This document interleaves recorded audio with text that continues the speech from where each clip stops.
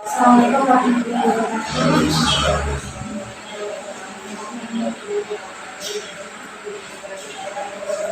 Maaf sebelumnya, cerita saya minta pesannya Pak.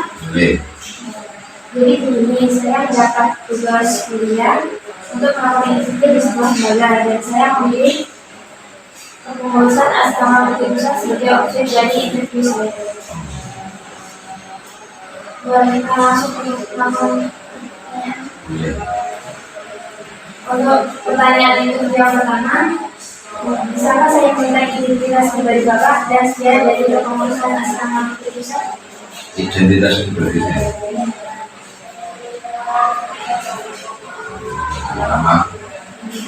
nama saya Budi. Saya kelahiran berada di Lubultes sekitar 2 tahun lalu. Ya,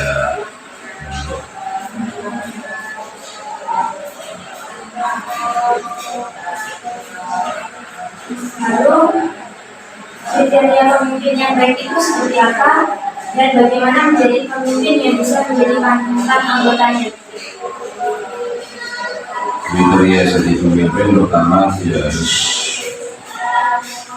bisa memimpin dirinya sendiri dulu.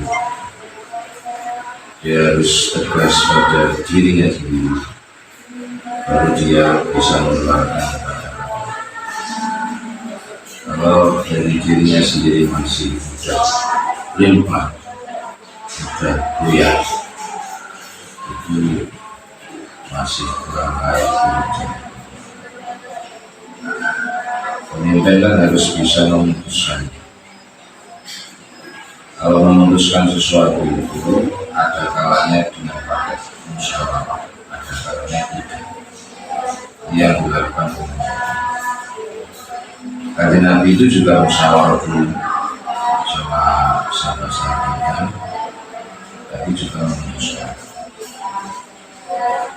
Artinya enggak semua hasil musyawarah itu dipakai, juga tidak semuanya itu berhasil dari keputusan. Jadi pemimpin harus tahu kapan dia mengambil keputusan secara musyawarah.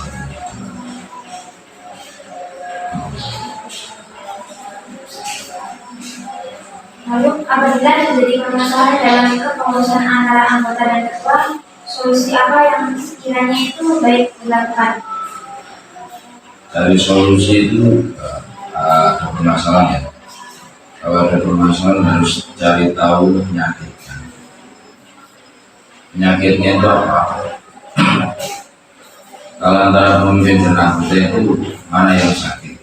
Pemimpinnya atau anggotanya? Kalau yang sakit pemimpinnya ya pemimpinnya yang harus bisa mengoreksi diri sendiri. Kalau yang sakit anggotanya kan banyak, masa sakit semua. Cari penyakitnya di antara beberapa anggota itu, siapa yang sakit itu dibina kalau bisa, kalau nggak bisa juga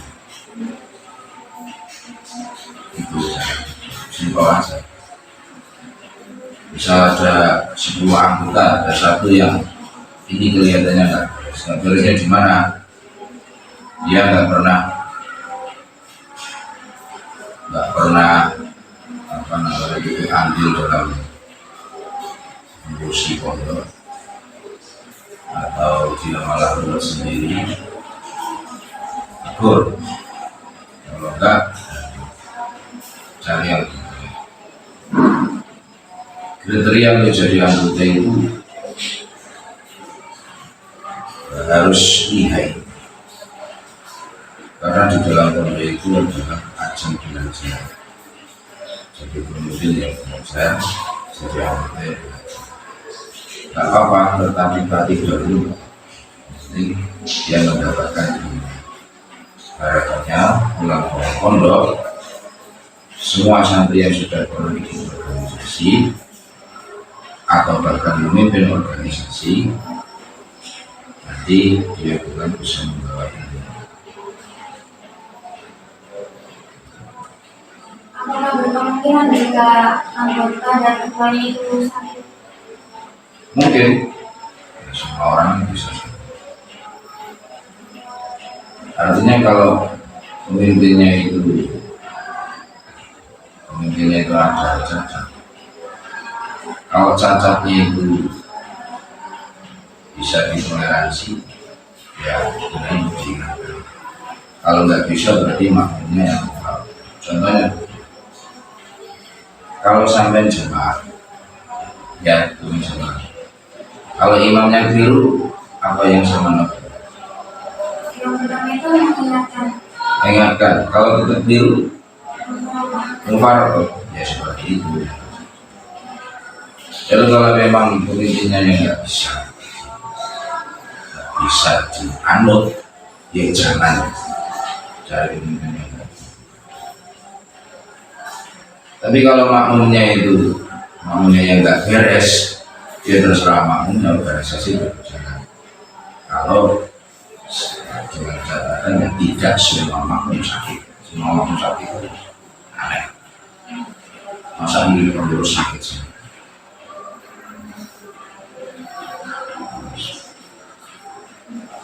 Pertanyaannya beda saja, ya harus.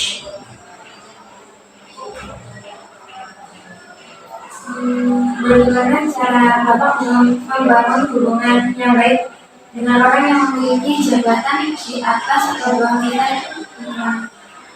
Jabatan itu atas dan bawah itu tidak ada bedanya. Kalau sudah pemimpin ataupun anggotanya, itu kan maksudnya itu tidak ada bedanya. Dalam artian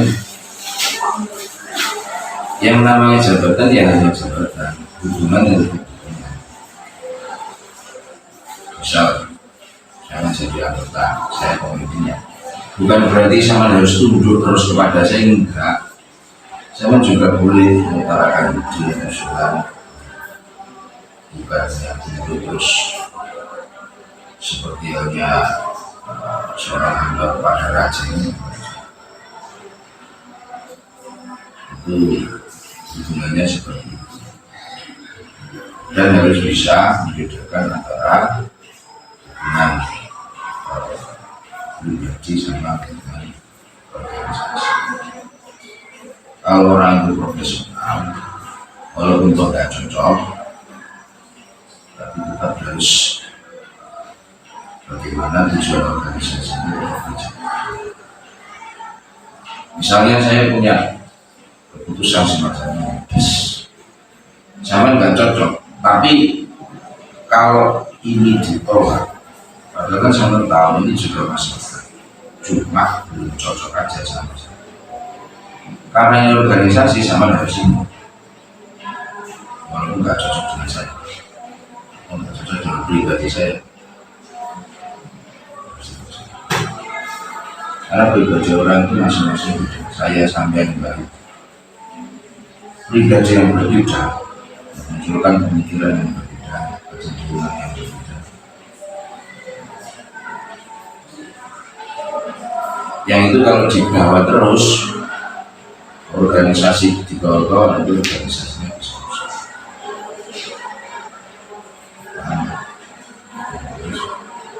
Kalau pemimpinnya itu otoriter itu gimana? Pemimpin otoriter bisa nggak? Bisa. Karena tergantung. Nggak mungkin otoriter itu misalnya dia tanpa melakukan musyawarah sama sekali, gitu. Terus hanya dia yang memutus. Jalan nggak? Kalau dia pemikirannya itu jenius, cemerlang, bisa saja.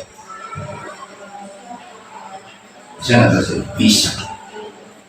Itu pemimpin asalkan apa? Dia tahu risikonya, dia tahu langkahnya, dia bisa menghitung lebih cepat daripada kawan-kawan. Bisa. Seperti contoh, Gus Dur itu langkah-langkahnya sering tidak ketebak sama anak buahnya. Kenapa? Karena pemikirannya Gus Dur jauh lebih depan daripada anak buahnya yang nampak. Terus gimana ya? Bagi Gus Dur itu sudah jelas kalau melakukan ini akibatnya ini dan akibatnya ini. Tapi anak buahnya nggak tahu kesini itu salah kayaknya. Kesini itu beloknya itu arahnya ke sini. Tapi kalau bagi Gus Dur, kalau belok ke sini ujungnya di sana itu bagi kawan-kawannya nggak ngerti. Akhirnya dicampur. Bisa nggak kepemimpinan seperti itu? Bisa, asalkan satu, pemimpinnya memang mempunyai keseriusan yang lebih daripada anaknya. Yang kedua, anak buahnya juga ngerti bahwa pemimpin saya itu ada. Balik lagi, kalau dua syarat tidak tercapai, ini pemimpinnya kok makanya ngawuri. Ya sudah, diingatkan nggak bisa, dia nggak mampu mengikuti ya. Seperti contoh Nabi Musa berguru pada Nabi Khidir. Memang sama Allah disuruh Nabi Musa disuruh untuk berguru kepada Nabi Khidir. Nabi Khidir melakukan sesuatu yang bagi Nabi Musa itu melampaui batas. Bagi Nabi Khidir tahu akibatnya yang akan terjadi itu kalau akan melakukan hal ini. Seperti di rumah kecil. Nabi Khidir tahu bahwa nanti yang kecil ini kalau besar jadi kafir. Nabi Musa pada waktu itu belum mengetahui akibat. Ini gambaran pemimpin perjalanan yang sakar ini. Tapi Nabi Musa kan nggak bisa itu. 3 kali ditegur, jangan tanya, malah tanya terus. Ya sudah terjadi. Nabi Musa selesai. Kenapa? Karena nggak to'atan, nggak sam'an. Andai kan Nabi Musa itu sam'an atau to'atan berhasil jalan.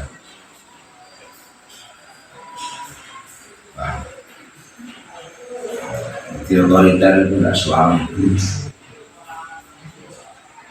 syaratnya dia bisa membaca. Terus untuk pertanyaan terakhir dari ibu saya, bisa Bapak berikan saran untuk calon pemimpin di masa yang akan datang?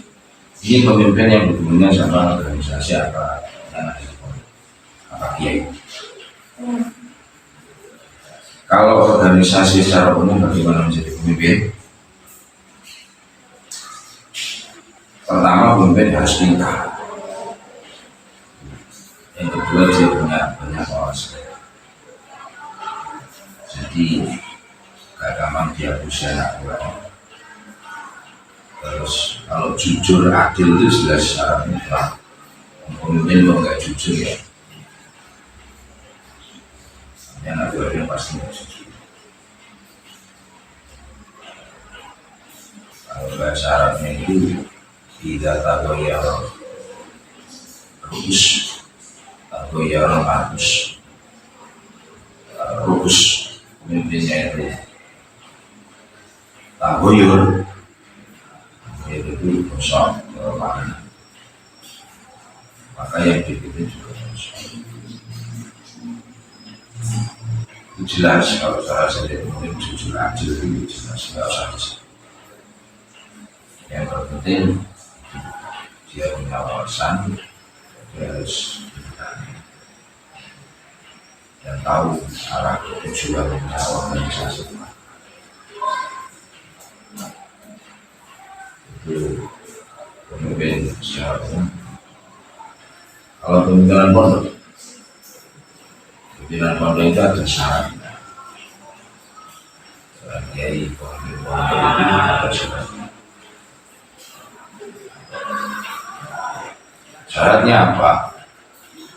Kalau dalam kitab itu disebut, saya menamakan seorang musik itu mempunyai kasih sayang kepada umat. Kasih sayang berupa apa? Kasih sayang berupa keinginan seorang mursyid pada umat supaya menjadi umat-umat yang selamat. Kalau ada yang jelek, itu bukan benci, tapi kasihan. Contoh, kalau sampai jadi pemimpin masyarakat, saya dibenci sama masyarakat. Ada masyarakat yang melakukan kejahatan kesampean, sama itu benci, apa masalah? Benci, ternyata belum layak jadi pemimpin. Apa maksud saya jadi pimpinan pesantren?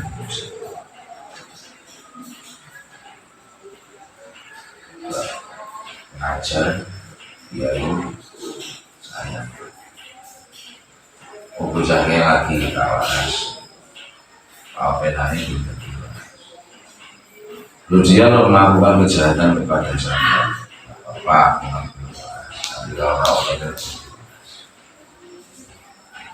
Lu ada orang yang benci banget kepada tidak apa, kalau yang dibenci pribadi saya banyak cara musik. Contohnya seperti itu. Tapi gimana Pak, kalau misalnya kita sebenarnya belum siap jadi pemimpin, tapi sudah dijadikan pemimpin? Ya, berarti itu tandanya belajar. Manusia harus belajar. Belum siap jadi kok dijadikan berarti tandanya Anda disuruh belajar. Kalau nanti gagal ya coba lagi, apa yang sudah belajar.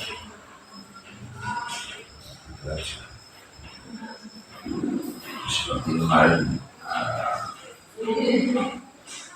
saya dulu untuk jadi abdi panitia santri. Biasanya nggak ngerti apa-apa saya menguasai medan ya belum sama sekali, tapi kan itu maknanya disuruh.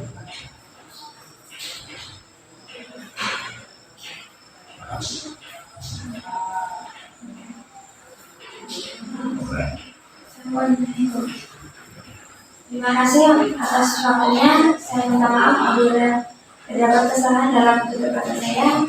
Akhiri, wassalamualaikum warahmatullahi wabarakatuh.